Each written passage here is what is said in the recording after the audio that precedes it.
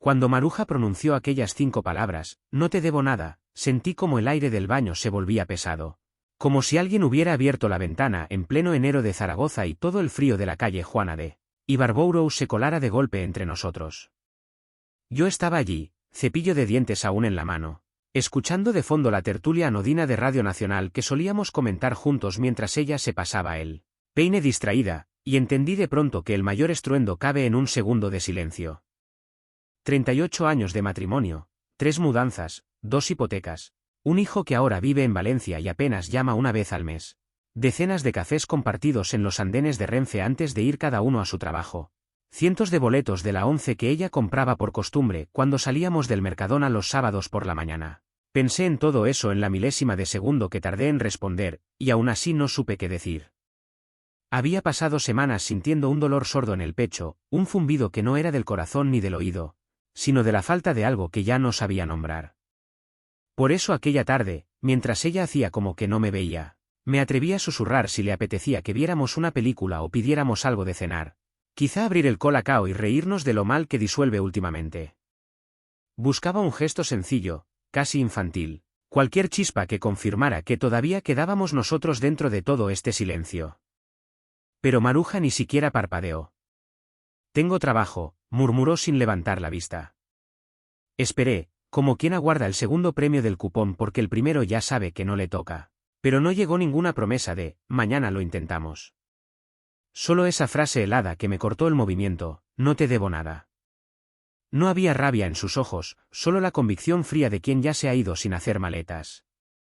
Y yo, que toda la vida creí que el amor era suma, descubrí que también puede ser resta, que puedes seguir ocupando la misma casa, usar las mismas tazas, acomodar los mismos cojines que huelen a suavizante de siempre, y sin embargo faltar tú entero.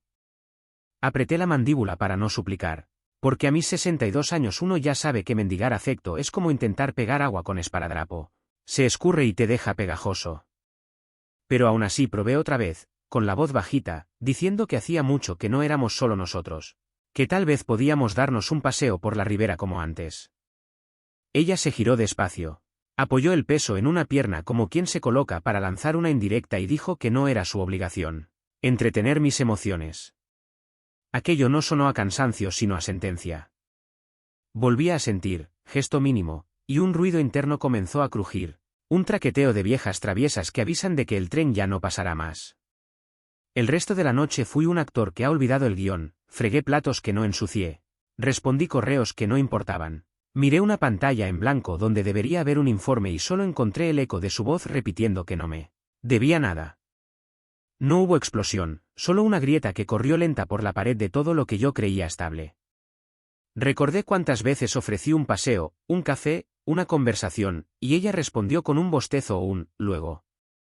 Cuántas mañanas la besé antes de salir aunque fingiera dormir. La última vez que me tocó de verdad fue durante una tormenta de agosto. El trueno la asustó y se aferró a mi brazo un segundo, un reflejo, no cariño. Ahora caigo en que hasta aquel susto fue un préstamo, no un abrazo. Esa noche me acosté pronto para no respirar el mismo aire por más tiempo. Cuando ella entró se tumbó dándome la espalda. Deslizó el dedo sobre la pantalla del móvil hasta que la luz azul le dibujó ojeras y apagó la lámpara sin un «buenas noches». Me quedé contando la distancia entre nuestras respiraciones, descubriendo que el hueco era tan grande que cabía todo el Ebro. Entonces comprendí algo que dolió más que cualquier discusión. Llevaba meses sujetando yo solo la última tabla del puente, rogando a alguien que ya lo había cruzado que volviera. Y ahí, mirando el techo que se ensombrecía con los faros del coche de un vecino, me hice una promesa. Si aquella era la última oportunidad que ella quería darle a lo nuestro, sería también la última vez que yo la pediría. No sabía cuánto tardaría en cumplirla, ni si tendría el valor de arrancar mis raíces de esta casa donde hasta las grietas llevan nuestro nombre, pero por primera vez intuí que la decisión ya estaba hecha. Solo quedaba escuchar cómo se asentaba el silencio, igual que la lluvia fina que moja sin estrépito y, cuando te das cuenta, ya te ha calado hasta los huesos. Dicen que cuando algo se rompe del todo no suena, solo deja de funcionar. Eso pasó con nosotros.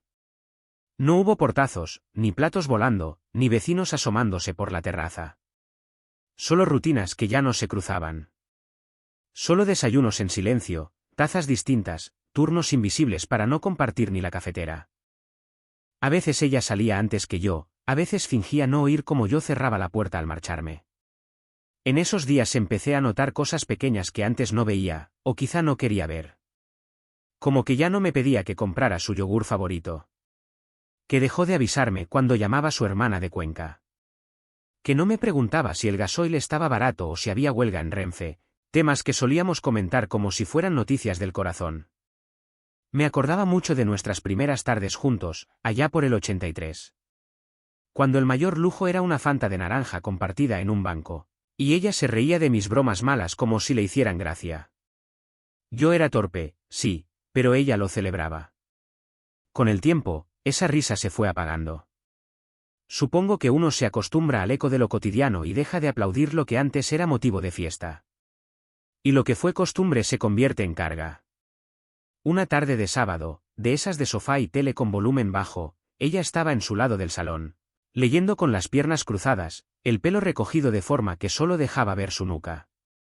Durante años ese gesto me pareció el más íntimo del mundo. Ahora lo miraba con la misma atención que se mira una lámpara encendida en casa ajena, familiar, pero no tuya.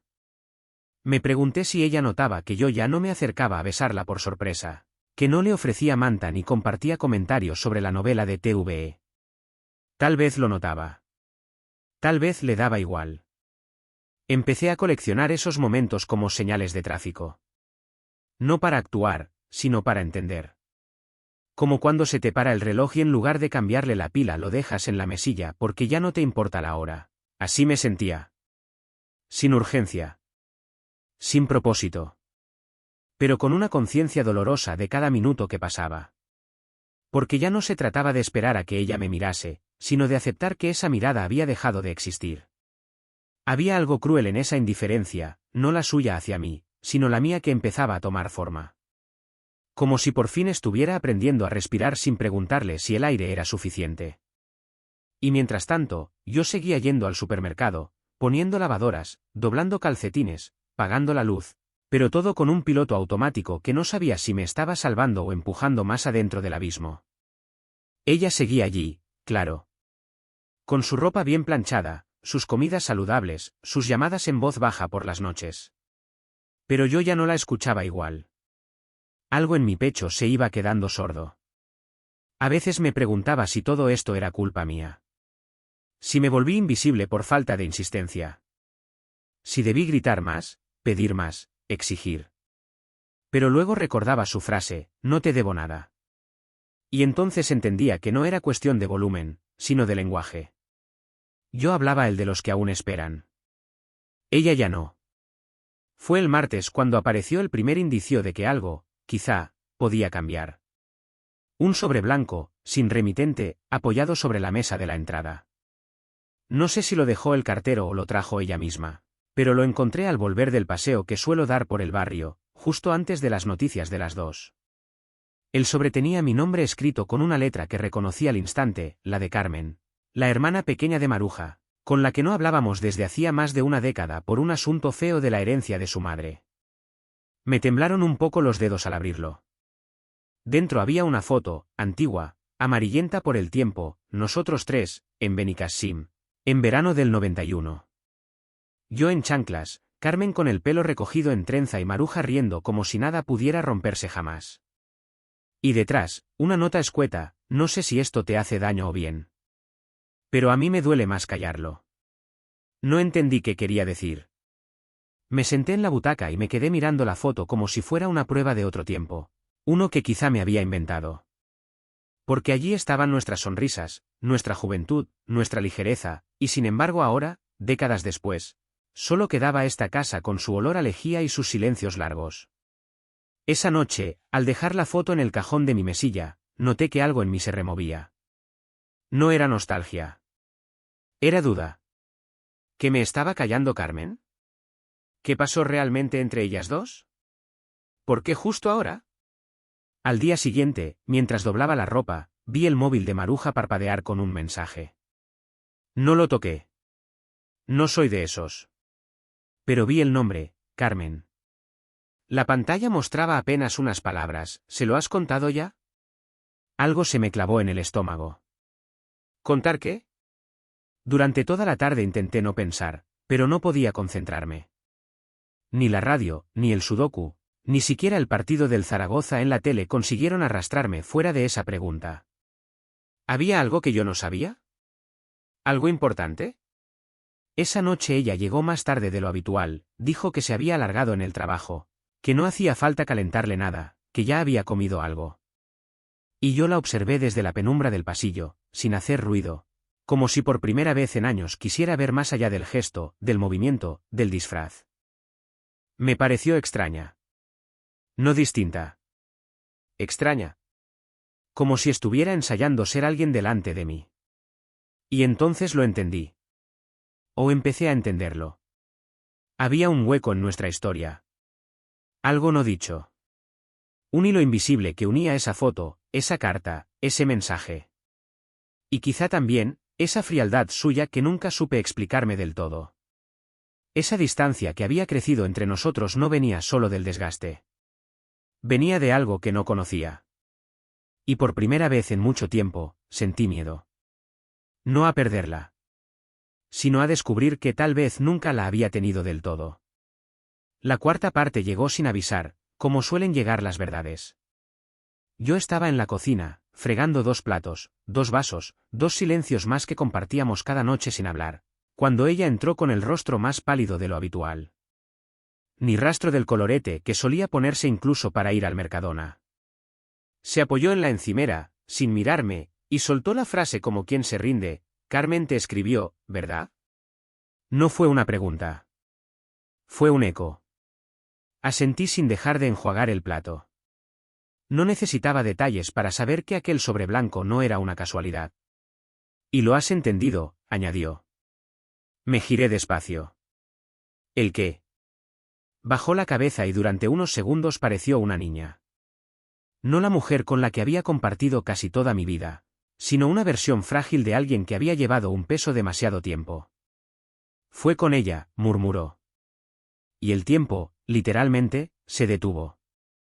Sentí que el sonido del grifo se hacía lejano, como si alguien lo bajara en un dial invisible. ¿Con quién?, pregunté, aunque ya lo sabía. No porque quisiera la confirmación, sino porque necesitaba que ella lo dijera. Con Carmen. Fue, hace muchos años. Una sola vez. Pero nunca te lo dije. Nunca se lo dije a nadie. Y me ha estado matando desde entonces. No grité. No golpeé nada. Solo sentí que se me despegaba algo dentro, como si un papel de pared viejo se desprendiera de golpe y dejara al descubierto la humedad. Me senté en una de las sillas y ella se quedó de pie, sin moverse. No lloraba. Pero temblaba. No lo busqué. No fue algo que quise. Fue un momento. Un error. Pero uno que se quedó ahí, entre nosotras. Y por eso dejamos de hablar. No fue solo por la herencia. Fue por la culpa. Me pasó por la cabeza todo lo que habíamos vivido desde entonces, las navidades, los cumpleaños, el nacimiento de nuestro nieto, los domingos de lotería. Todo. Con esa información nueva como fondo. Como un ruido que había estado ahí y que yo no había escuchado. ¿Por qué ahora?, fue lo único que logré decir. Ella levantó por fin la mirada. Porque ya no podía soportar tu silencio. Porque empecé a ver en tus ojos el mismo vacío que yo sentía por dentro. Porque si íbamos a rompernos, quería que al menos supieras la verdad entera. Aunque me odies. No la odiaba. Pero algo en mí sí. Algo que había sostenido una historia pensando que, aunque erosionada, era auténtica. Y ahora descubría que tenía grietas desde mucho antes de lo que creía. Me levanté sin decir nada. No por rabia. Por agotamiento. Esa clase de cansancio que no se quita durmiendo, sino sabiendo que jamás recuperarás la fe en lo que dabas por sentado. Ella no me siguió. No me rogó. Tal vez porque sabía que no había súplica posible cuando lo que se rompe no es el amor, sino la idea que tenías de la otra persona. Esa noche dormí en el sofá. No porque quisiera castigarla, ni porque esperara que viniera a buscarme con lágrimas o promesas. Lo hice porque necesitaba distancia física para procesar lo que la emocional ya había dejado claro, Lo nuestro había empezado a resquebrajarse mucho antes de que yo lo notara. A las 3 de la madrugada me desperté con el cuello torcido y un frío que venía de dentro. Ella no bajó. Ni una manta, ni un vaso de agua, ni siquiera una luz encendida en el pasillo. Nada. Y esa ausencia fue más clara que cualquier palabra.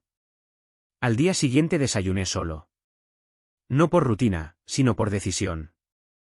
Ella seguía arriba, encerrada en el dormitorio como quien espera que el tiempo le borre las culpas. Pero el tiempo no perdona, solo organiza las ruinas.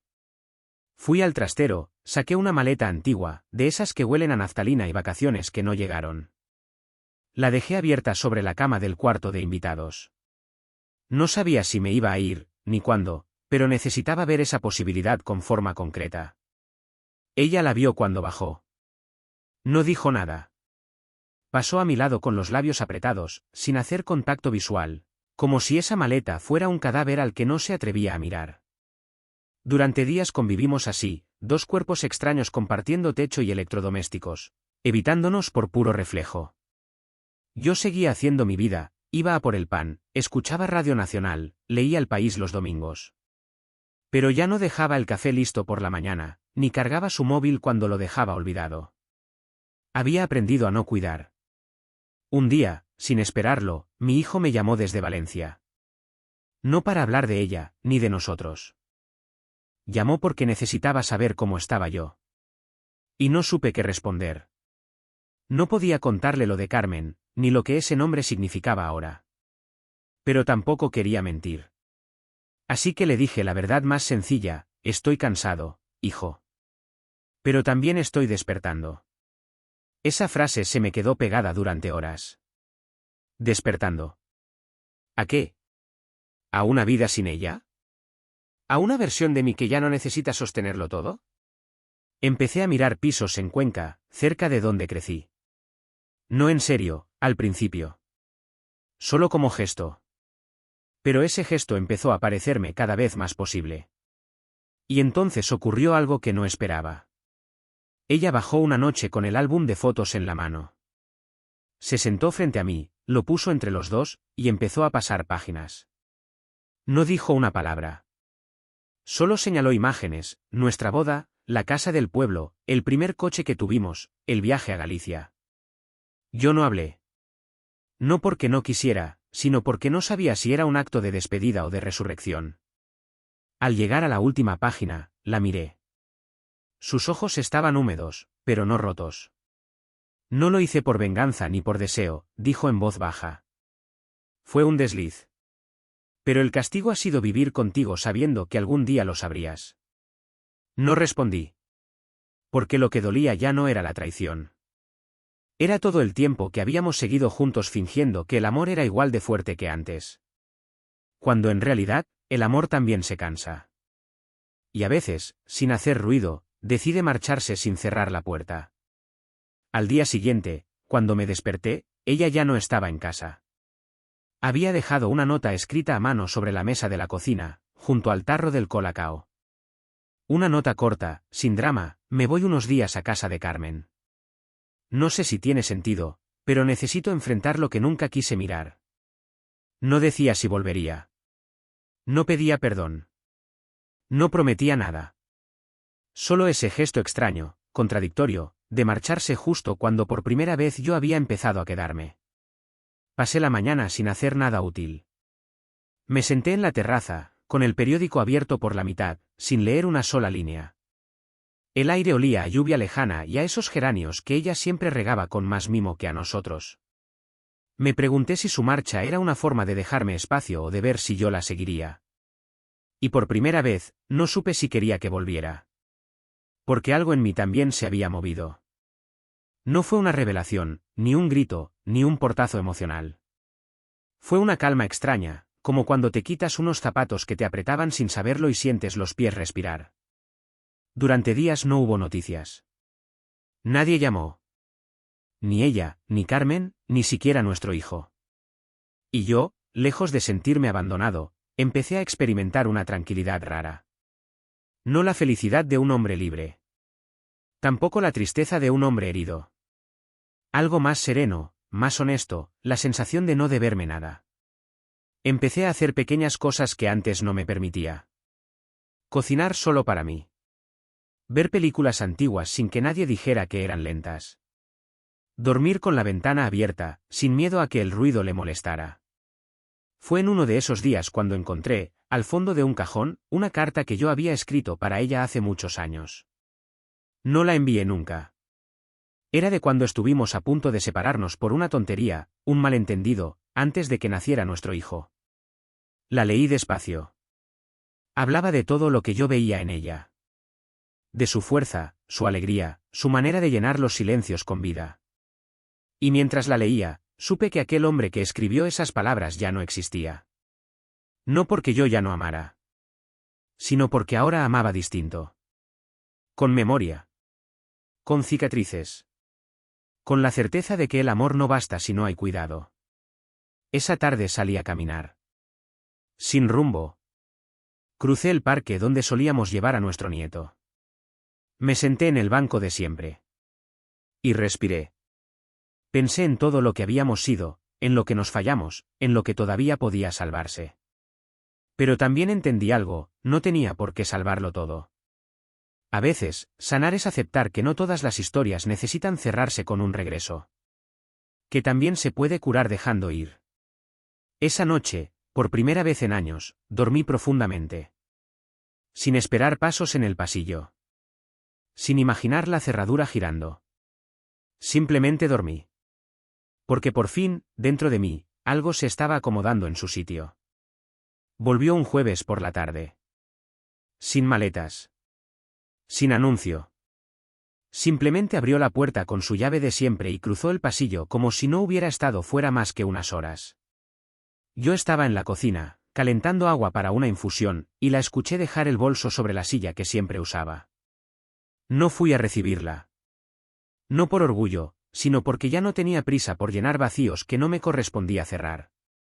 Ella entró, se quedó de pie en el marco de la puerta y dijo algo que no esperaba: he hablado con Carmen. Por fin.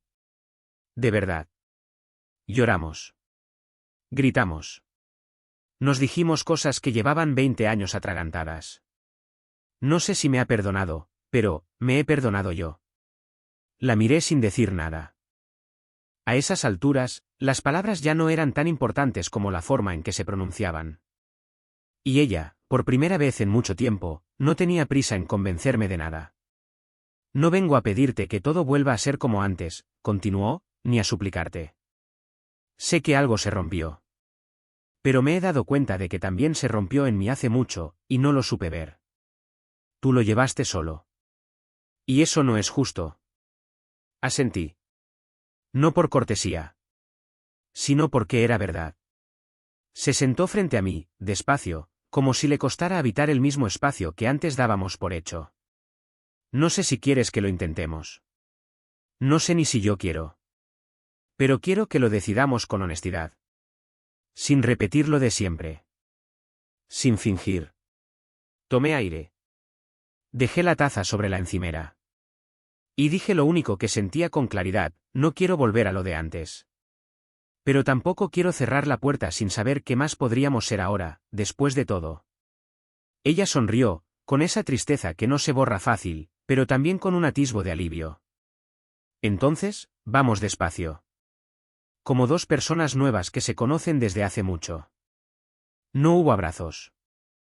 Ni música de fondo. Solo el sonido del agua hirviendo y la sensación de que tal vez, en medio de todo lo roto, aún quedaba una pequeña mesa donde dos tazas podían compartirse en silencio. Esa noche no dormimos juntos. Pero nos quedamos sentados en el salón, sin televisión, sin móviles. Hablando. De cosas simples. De lo que dolió. De lo que nunca dijimos. Y por primera vez, no dolía tanto. Porque había verdad. Y cuando hay verdad, incluso el dolor encuentra su lugar. Ahora ha pasado un tiempo. A veces desayunamos juntos. A veces no. No hay promesas. Solo gestos pequeños. Ella compra el periódico y me lo deja doblado por la página de los crucigramas. Yo le dejo su infusión lista, incluso cuando no sé si bajará a tiempo para tomarla caliente. ¿Es amor? No lo sé. Tal vez es otra cosa. Más frágil. Más lento. Más consciente. Tal vez es compañía. O simplemente respeto. Pero lo cierto es que ya no espero que me devuelva lo que fue.